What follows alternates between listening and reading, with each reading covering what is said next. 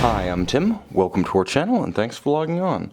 Today we're discussing an early Ulysse Nardin Michelangelo Power Reserve date.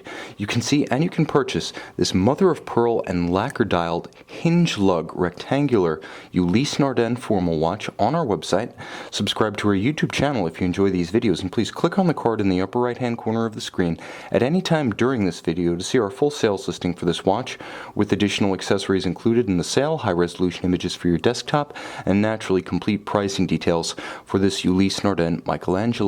Now, the watch you see on my wrist is a pre-1995 complication that represents one of the earliest efforts from the Rolf Schneider issued era of Ulysse Nardin.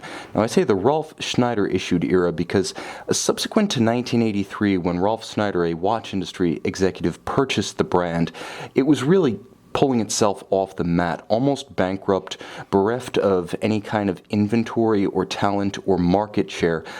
They had to rebuild from nothing, which is why interesting watches and high complications formed the twin pillars of Ulysse Nardin.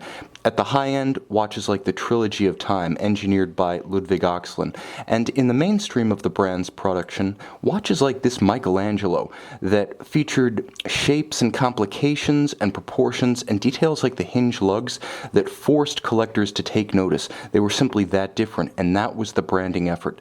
So this watch is actually quite compact on my 16-centimeter wrist in spite of its outsized visual presence. From lug to lug, the watch measures 40.5 millimeters, so it's compact across the wrist. It's nice and slim, too.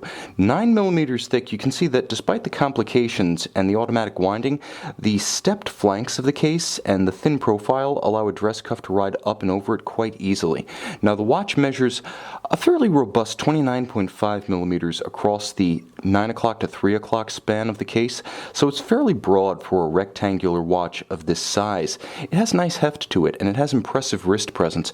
Yellow gold is incredibly powerful, and you could see with that double-stepped bezel and the hinge-style lugs, this watch has an incredible visual impact, personality, and character for its relatively modest size. This is a traditionalist's watch in spite of the somewhat Baroque styling. Now, you can see that the watch features a leather strap attached to the original Ulysse Nardin yellow gold pin buckle, and on the case back, you're looking at a Frédéric Piguet 951 based Ulysse Nardin caliber 17.7. It beats away at 21,600 vibrations per hour.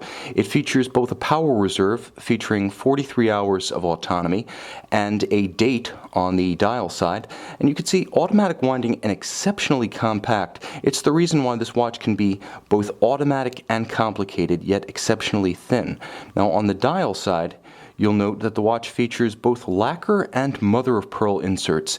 You can see the applied yellow gold indices and Arabic numeral 12, the Ulysse Nardin anchor-style motif and script Michelangelo for a joint marquee, and then just below there is a beautifully balanced set of sub-registers underneath blackened foy or leaf-style hands. You can see constant seconds at 9 o'clock, the power reserve scale with red alpha-style hand at 3 o'clock, and then there's a radial date at 6 o'clock. The dial is distinctive, but it's also beautifully proportioned and balanced. The mother of pearl has a beautiful iridescent quality to it, almost a prismatic quality, whereas the lacquer itself is gloss, gleaming, rich. It almost appears wet, and it's a perfect combination between the two. There are metallic chapter rings beautifully and delicately framing the sub-registers to provide a partition between the two materials.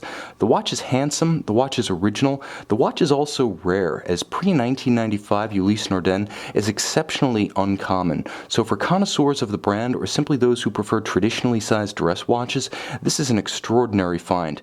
An uncommon combination of Frédéric Piguet caliber, non-round watch, early Ulysse Nardin, and deft use of yellow gold with perfect proportions.